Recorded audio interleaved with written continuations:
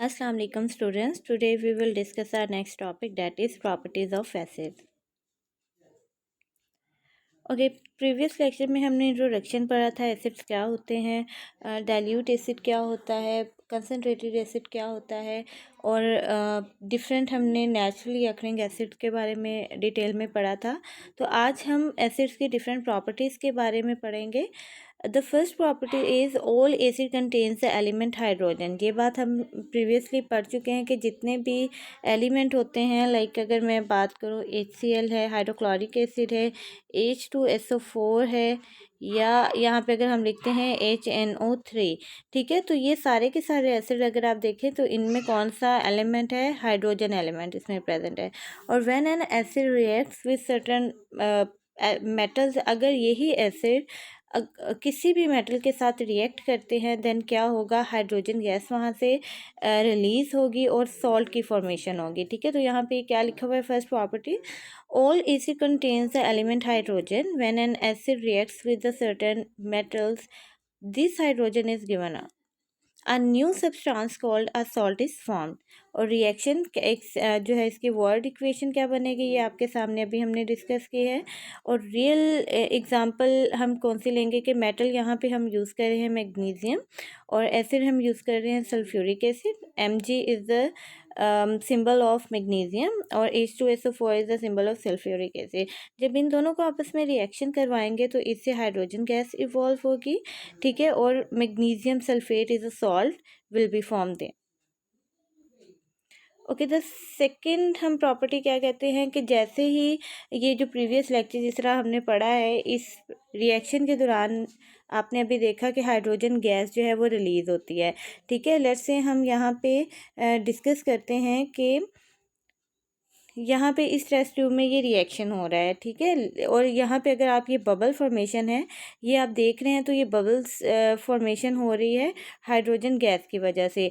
तो जैसे ही आप क्या करेंगे कि इसका लिड ऊपर से हटाएंगे, कोई भी कॉर्क है या जिस भी चीज़ से इसको आपने बंद किया हुआ है उसको हटाएंगे और उसके करीब जो है एक जलती हुई आग को लेके आएंगे। लाइटेड स्प्लिंट का क्या मतलब है कि आपने किसी भी चीज़ को जैसे मैच स्टिक है, कोई भी चीज़ हो सकती है, उसके ऊपर अगर आग जला के आप इसके करीब लेके आएंगे तो यहाँ पे जो हाइड्रोजन गैस है वो एक एक्सप्लॉइट करेगी, उसकी एक फटने की आवाज़ आएगी। जैसे ही आग इसके साथ रिएक्ट करेगी, ये यानी आग इसके बर्न करेगा, तो उससे क्या होगी, एक जो है साउंड प्रोड्यूस होगी। और वो साउंड यहाँ पे कौन सी है, स्क्विकी पॉप की ये एक साउंड है यहाँ पे जो कि प्रोड्यूस होगी। अब ये जो है ये साउंड किस तरह की आती है, जिस तरह आपने ऑब्ज़र्व किया होगा कि कोई भी अगर जो है आप सबसे स्मॉल कोक लेते हैं या कोई भी इस तरह की जो ग्लास में जो है आती हैं कार्बोनेटेड ड्रिंक, और उसका आप जो एक स्टील का कैप आप खोलते हैं, ठीक है, तो उसके एकदम से खोलने से एक साउंड प्रोड्यूस होती है, जिस तरह ये इस तरह की साउंड जो है इसको आप कहते हैं स्क्विकी पॉप, ठीक है। तो इस तरह की साउंड के साथ जो है ये क्या करेगी, एक्सप्लॉइड करती है। तो यहाँ पे आपको इससे भी पता चल जाएगा कि यहाँ पे जो गैस प्रोड्यूस हो रही है डेट इज़ हाइड्रोजन। तो इसको if a lighted splint is place the mouth of the test tube containing the metal and an acid the hydrogen exploded with a squeaky pop, ठीक है। स्क्विकी पॉप का आपको idea हो गया कि वो एक साउंड है जो कि यहाँ पे प्रोड्यूस हो रही है, और इसको आप यूट्यूब पे भी सर्च कर सकते हैं कि squeaky pop sound of hydrogen gas, ठीक है। तो उससे आपको आइडिया हो जाएगा कि ये किस तरह की साउंड प्रोड्यूस होती है। Okay, the next property is कि दो तरह के एसिड्स होते हैं, स्ट्रॉन्ग एसिड्स होते हैं, वीक एसिड्स होते हैं, और हम इसको डिफ्रेंशिएट किस बेस पे करते हैं कि जो बहुत जल्दी से मेटल्स को जो है वो डिज़ोल्व करने की एबिलिटी रखते हैं, डेट और स्ट्रॉन्ग एसिड्स, और जो कि टाइम लेते हैं उनको डिज़ोल्व करने में, उनको जो है डिसोसिएट करने में, डेट आर वीक एसिड्स, ठीक है। तो यहाँ पे हम इसके क्या definite acid such as sulphuric acid which release lots of hydrogen and dissolve metals quickly. ठीक है, तो मेटल्स को जल्दी से वो क्या करते हैं और डिज़ोल्व करते हैं और हाइड्रोजन गैस रिलीज़ कर रहे होते हैं, तो वो स्ट्रॉन्ग एसिड्स होते हैं। और इसके ऑपोजिट क्या होंगे, वो वीक एसिड्स होंगे। और यहाँ पे जिस तरह अगर आप ये डायग्राम देखें, जो है बीकर में क्या है, कोई भी एसिड है और इसमें आपने मैग्नीशियम जो है उसको डाला हुआ है। और ये जो है फर्स्ट बीकर में आपको आइडिया हो रहा है कि यहाँ पे ये जल्दी से जो है ना बबल्स हाइड्रोजन गैस के बन रहे हैं। इसका मतलब है कि ये रिएक्शन, ये जो एसिड है जो कि यहाँ पे यूज़ हो रहा है, ये बहुत स्ट्रॉन्ग है, ये उस रिएक्शन को जल्दी जल्दी कंप्लीट कर रहा है। लेकिन अगर सेकेंड बीकर में आप देखें तो formation of hydrogen gas is very small या लेस। ठीक है, तो इससे आपको आइडिया हो जाएगा कि यहाँ पे जो एसिड आप यूज़ कर रहे हैं वो एसिड क्या है, वो बहुत ज़्यादा स्ट्रॉन्ग नहीं है। ओके, और यहाँ पे हम डिस्कस कर लेते हैं कि स्ट्रॉन्ग एसिड कौन कौन से होते हैं। हाइड्रोक्लोरिक एसिड है, सल्फ्यूरिक एसिड है, नाइट्रिक एसिड है। वीक एसिड में कौन से आते हैं, एसिटिक एसिड जिसको आप एथेनोइक एसिड भी कहते हैं, यानी इन दोनों का ऑल्टरनेट करके भी आप लिख सकते हैं। एसिटिक एसिड भी लिख सकते हैं, एथेनोइक एसिड भी लिख सकते हैं।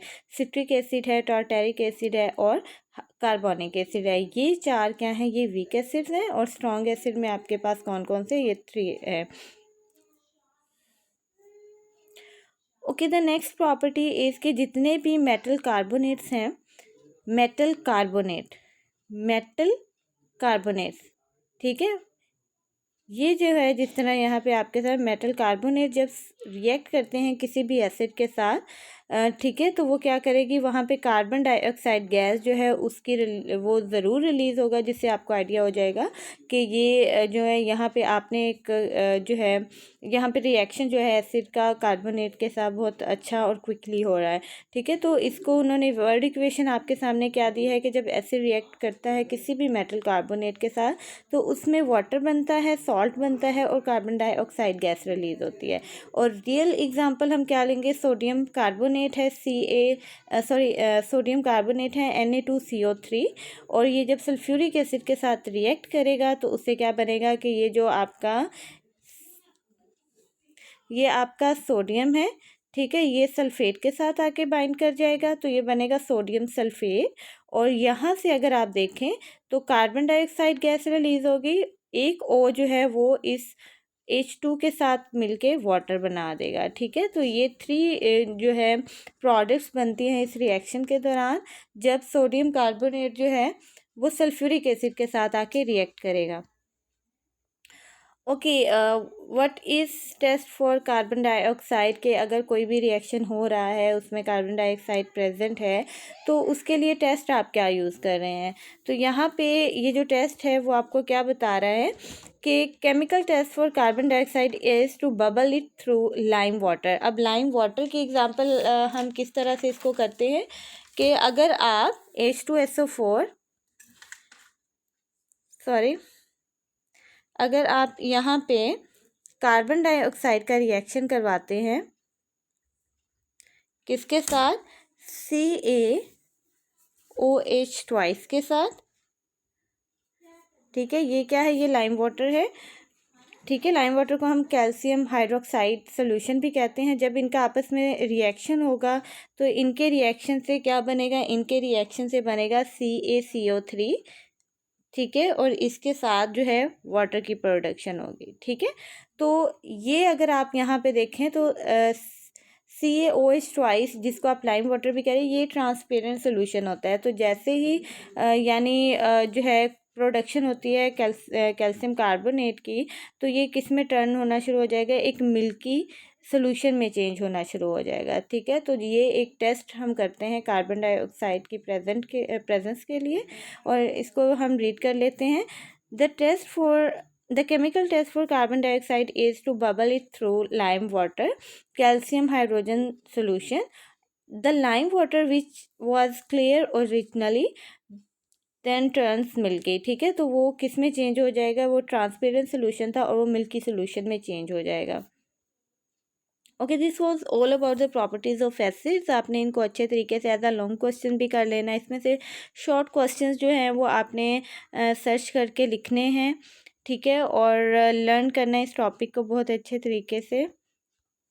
Thank you so much.